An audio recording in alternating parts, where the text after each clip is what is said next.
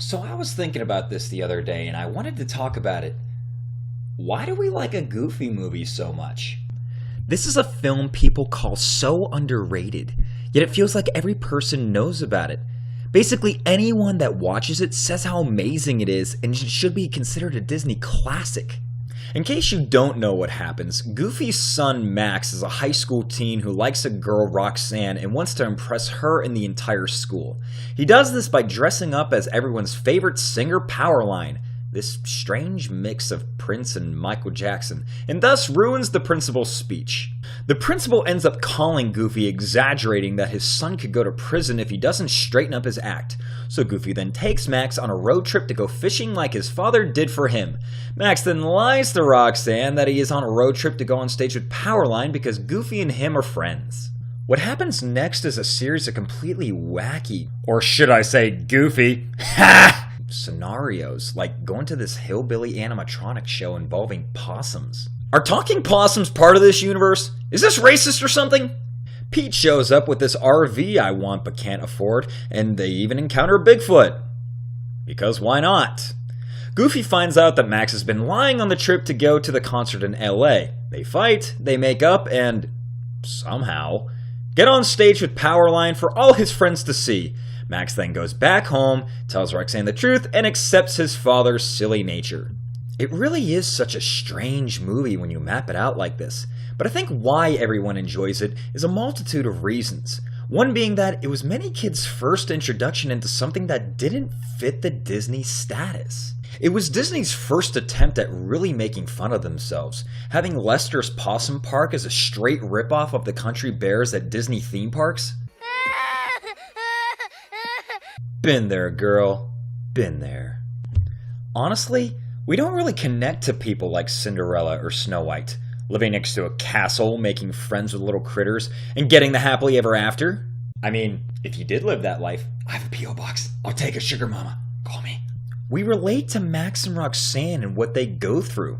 They're both shy and nervous to talk to each other because of the pressures of high school and being a teenager in general. Just look at this.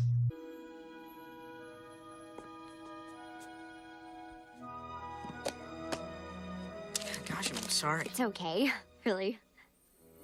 Do you honestly see Snow White's prince acting that way with her? No! The guy just shows up while she's working and starts singing. Relatable. I do believe it's one of everyone's favorite parts of this movie. Seeing how these two characters interact every time they're on screen together. Just sitting there going, oh, come on. It's also a movie that knows how to balance the silly with real dramatic moments. I'm not talking about something like this, because that's a whole different level that we don't talk about. I mean like when Max and Goofy are stuck in the car cooking the soup. You used to spell things out using the letters, like Hi Dad or Maxie or... Ambidextrous? Yeah, that's... No. Little words like... Hasta la vista? Like bye-bye. Or I pledge allegiance. Or I love you.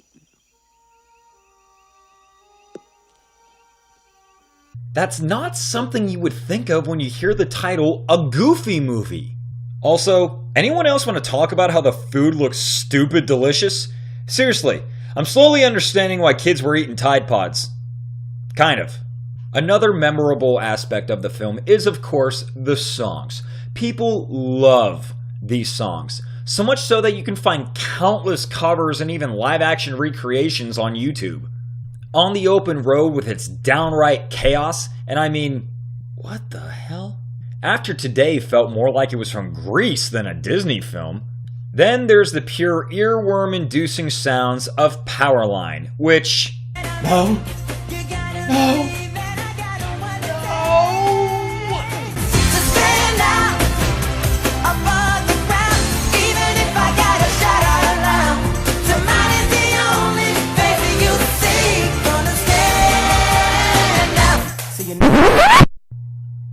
Sorry. Don't know what came over me. Okay, so is it the greatest Disney movie ever? Obviously not.